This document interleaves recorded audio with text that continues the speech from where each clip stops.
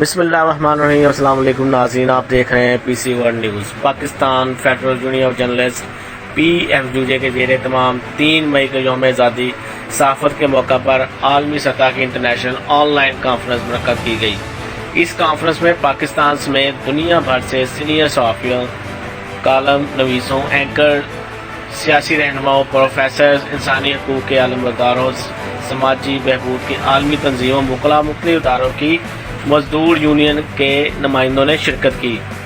COVID-19 کے باعث PFUJ کی جانب سے زوم کے ذریعے اپنی نوعیت کی پہلی انٹرنیشنل آن لائن کانفرنس کا موضوع state of press freedom and media crisis in Pakistan تھا۔